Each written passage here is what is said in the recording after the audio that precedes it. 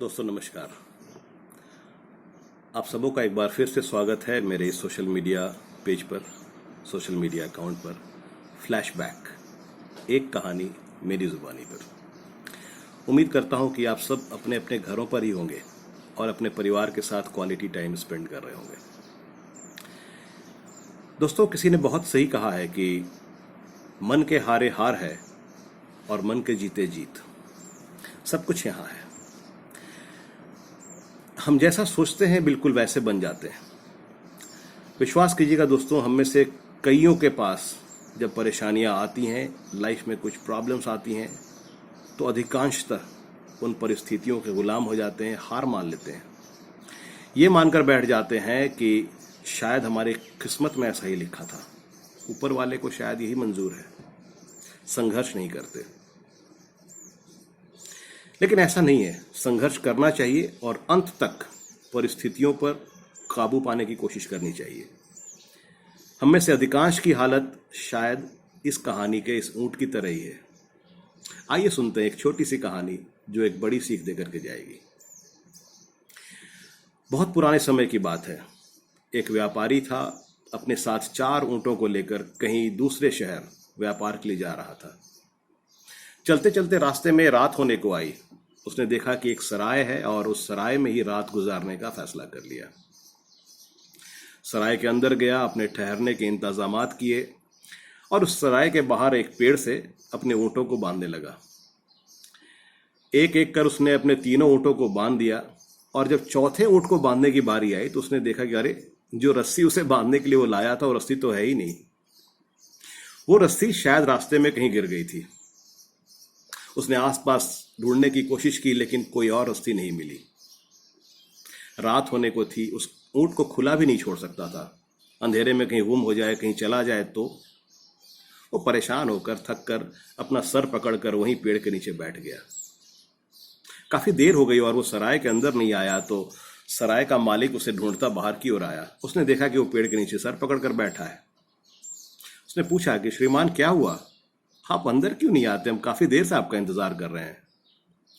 उसने सराय के मालिक से अपनी परेशानी कह सुनाई कि इस ऊंट को बांधने के लिए मेरे पास रस्सी नहीं है, कोई और रस्सी भी नहीं मिल रही, इसे खुला कैसे छोड़ूं?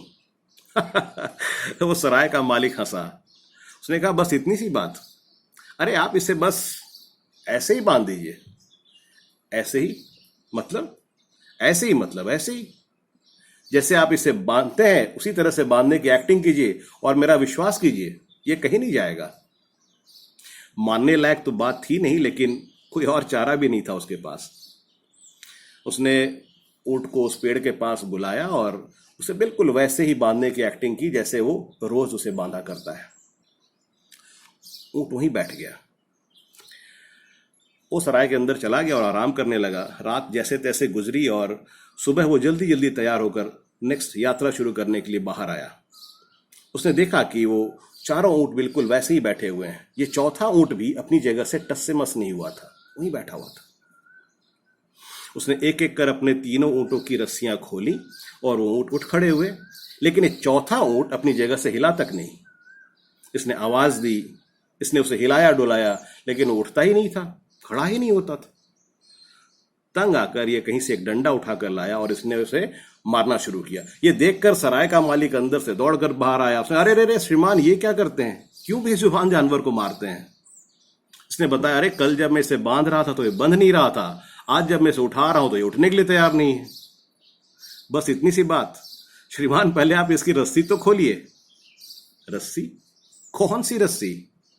अरे वही रस्सी जिससे आपने इसे कल बांधा है। लेकिन कल तो हमने इसे बस बांधने का अभिनय किया था। तो बस वही अभिनय आपको फिर से एक बार करना है।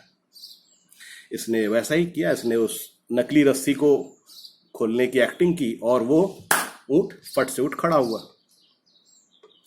ये सब माजरा इसकी समझ में नहीं आया। इसने उस सराय के मालिक की ओर प्रश्न भरी नजरों से देखा कि क्या माजरा है। उसने कहा, समझ में नहीं आया सर, ये सब मानसिकता है। हम जैसा सोच लेते हैं परिस्थितियां बिल्कुल वैसी लगने लगती हैं। आपने जब इस ऊंट को बांधने की एक्टिंग की तो इसने मान लिया कि यह बंध चुका है।